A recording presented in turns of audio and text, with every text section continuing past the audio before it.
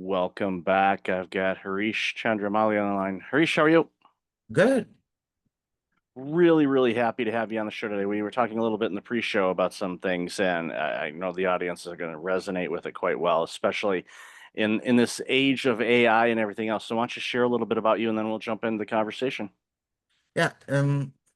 High level background. I did my master's in cybersecurity at Hopkins, which led me to Bloomberg. 4 years, I had a great time at Bloomberg as in their security team that led me to MongoDB. Everything is so like very technical roles. I joined MongoDB as like the first cloud security hire. And if you don't know the company, it's one of the database company that grew really well, has been doing really well in terms of like stock prices as well. But it was a great ride. I think around 4 years mark, it felt like the right time to move and start a new venture. And that's how Flaire started. We are a ERP for fashion brands. The reason I started is because in databases world, I have seen like how so many big retailers use data, how they operate. Whereas in the SMB markets, they don't have the similar technology available, and that's what led us to starting Flair. And I'm guessing we will speak more, but now it's more of like we are trying to figure out the right approach, whether like ERP is the best way or how AI as a native platform would evolve. It's very interesting, especially as a founder who is coming from a very technical background and having to move to sales and everything in the last 2 years and listening to so many people. It gives like a unique perspective to marry the use cases you hear, pain points you hear to like the technology deep technical understanding and knowledge I have. And that's pretty much where we are at, and that's what we are doing.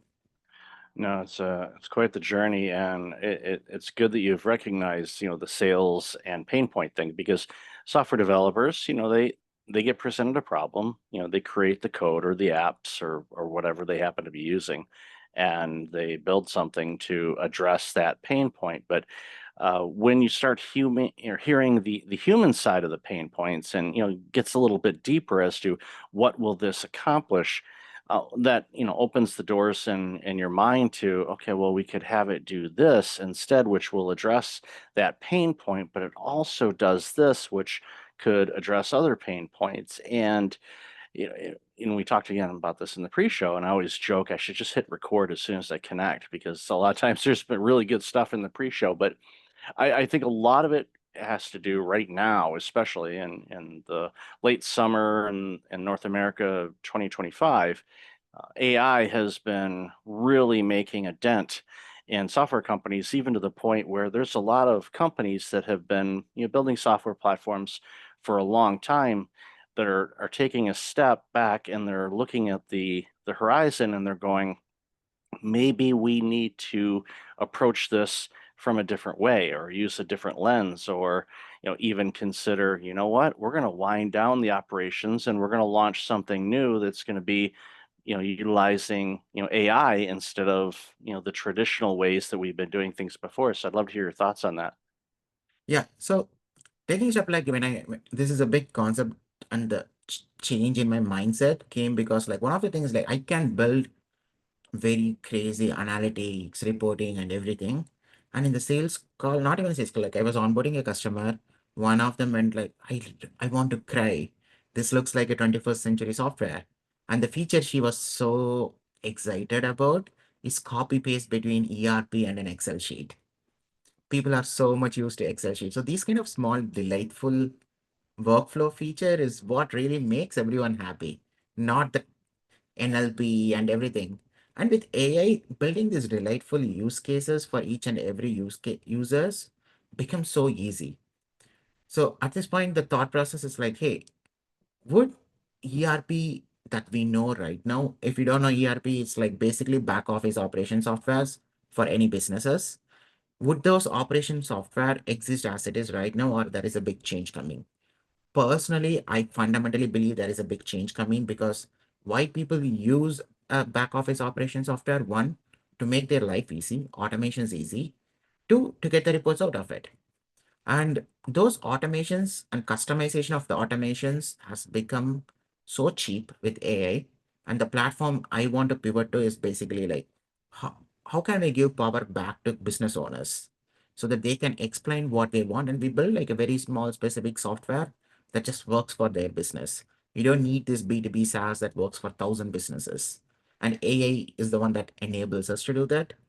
And that is feasible in the last 3 months. So it's kind of like, do I want to build the traditional ones, or am I going to make a bet that the future is different?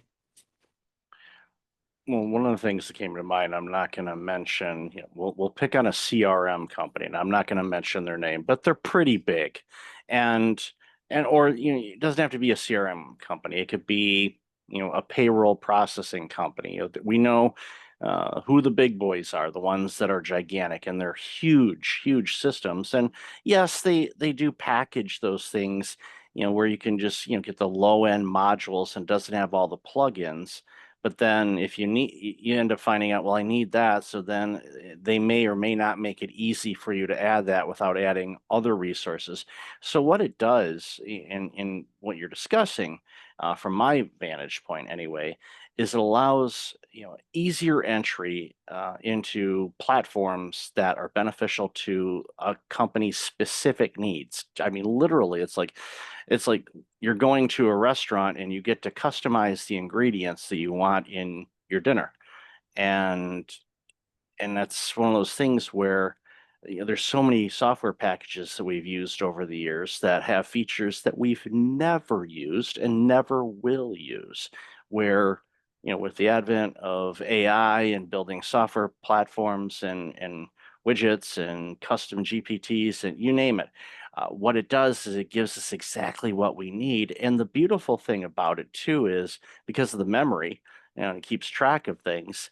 You say, you know what, we're adding this division and we want to add this plugin, but we want to make sure that it communicates with this platform that we've been using. Well, you just add it and it's there. It works. It all talks with each other. It's from a software designer standpoint, it's quite frankly and I'm not a software designer. I worked in IT and worked for several software companies over the years. So I've talked with the people that actually write all the code and all of that. For them, it just makes it so much easier and simpler and quite frankly, customizable. So you don't have to say, well, I only work with the waste industry. So the garbage haulers and the landfill companies, for example. And I say that because I used to work for a company that did that. So I know what leachate is and why they separate stuff in landfills. And how the age of things. Useless information to me now, but it was useful when I worked there. But at the end of the day, it comes down to this. There were features in the software that we had that a lot of our customers never touched. Our owners and the coders said, "Oh, this is a great feature," but they didn't need it. If they were a garbage hauler and they, basically dropped off and picked up dumpster bins, they don't care about the landfill other than they take, the garbage to a transfer station or the landfill, however many times. That's all they care about it. They don't need the features on how to track inventory in a landfill. They didn't need that. It was in their software. They didn't need it, but it was in there anyway. So again, it gives that flexibility and quite frankly, the turnaround time on some of this stuff is silly, and you've seen it. How for you to, the software that you're using with Flaire, how long did it take you to kind of get that, in your opinion anyway, ready to sell to a customer compared to what we can do now with AI? What's the Yeah, time gap on It, that?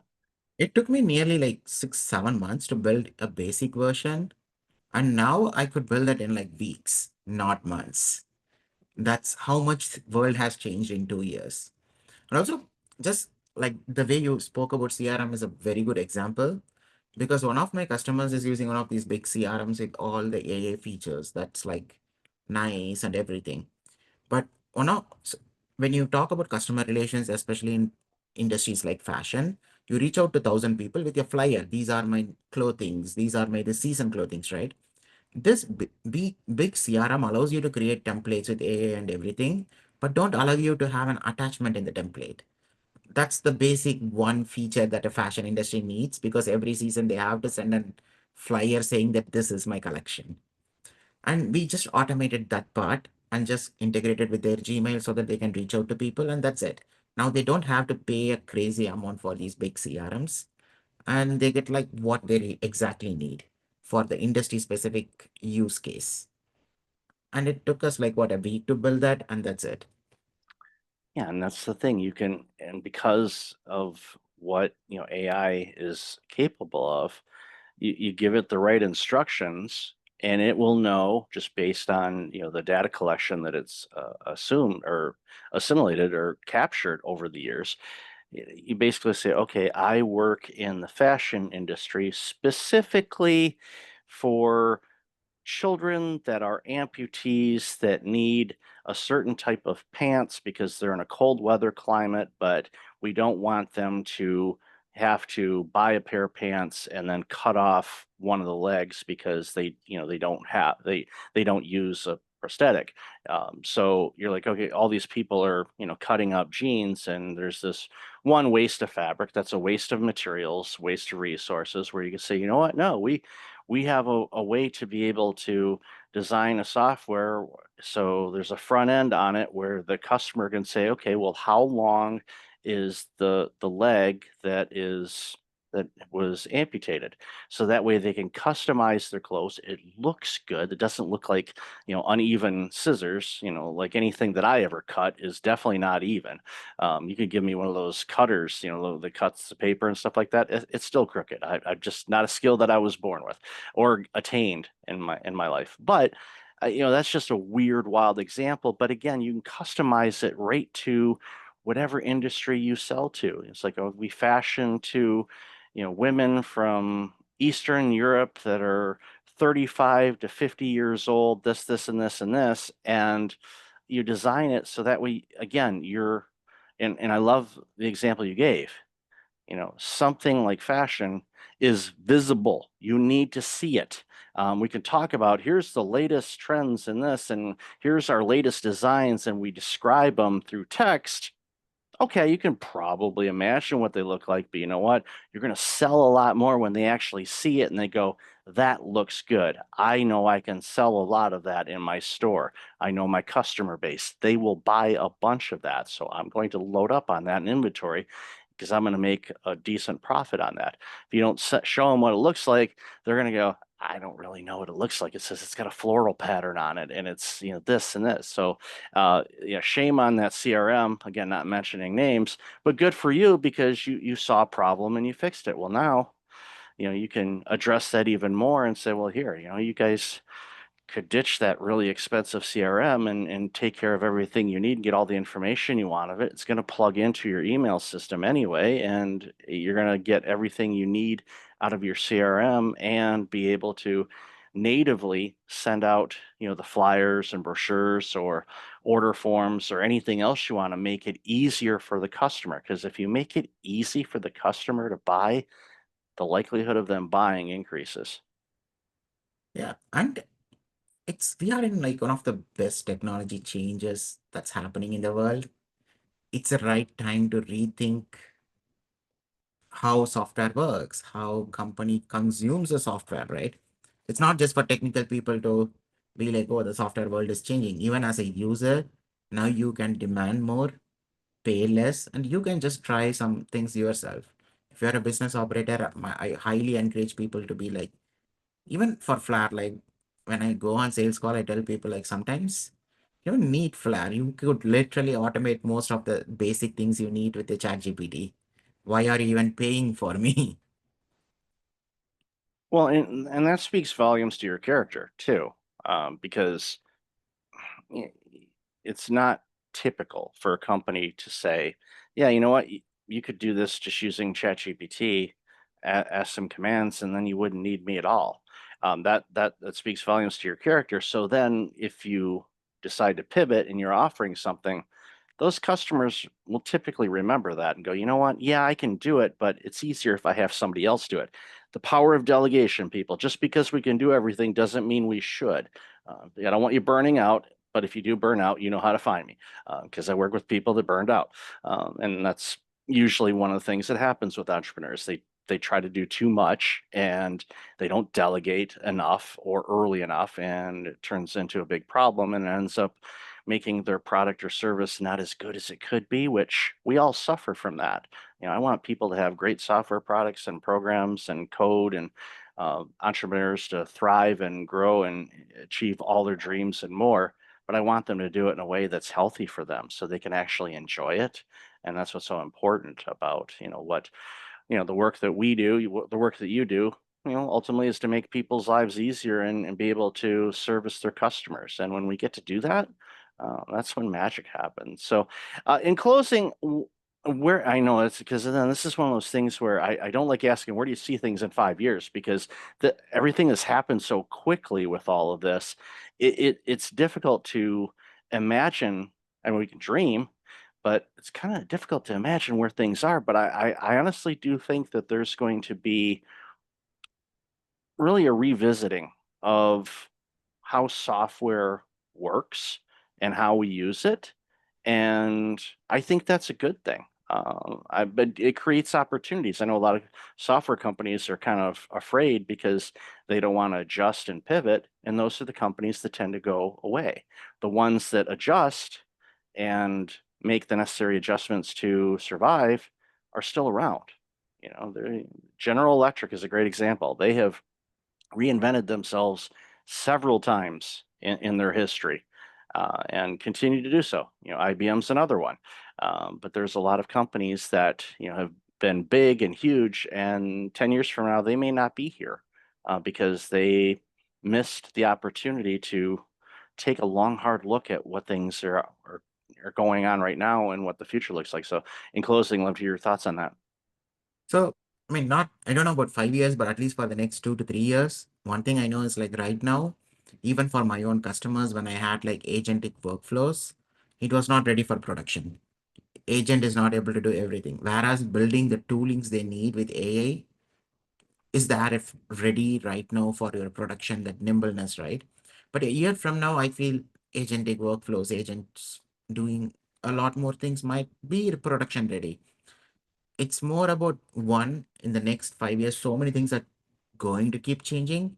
Every month being aware of what are the new technologies that came up and not just what came up in the fancy way, what can be really consumed by you to solve your problem right now for your business.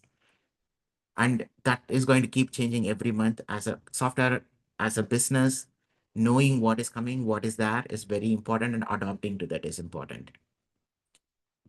It's exciting times, and I hope that everybody leans into it and takes a long, hard look at how they do things. I do that, my own organization. I go, okay, what tools are available now that can help me automate some things to improve things.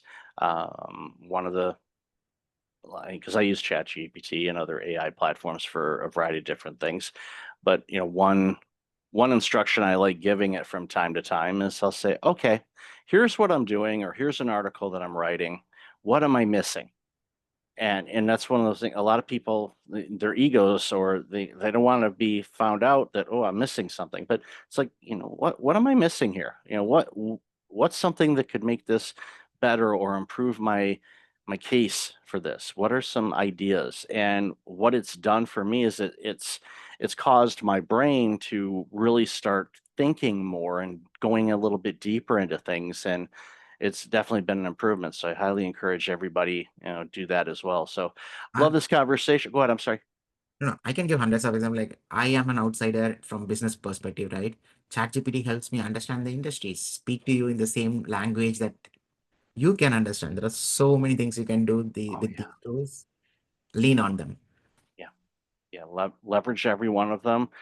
Don't worry about it breaking anything. It's not like it's gonna, give away all your trade secrets or anything like that. Just, play around with it, and be curious. So love this conversation. Where can people find out more about you and all this amazing work you're doing? You can follow me on LinkedIn. That's the best place. I usually post about everything that's going on, all my thought process, and reach out to me if you have questions. It doesn't have to be for Flaire. If you have any generic questions around automations, running the business with these AI toolings, I am always happy to answer. Awesome. And I'll definitely have that info in the show notes. So thank you again for your time today. Really enjoyed our conversation.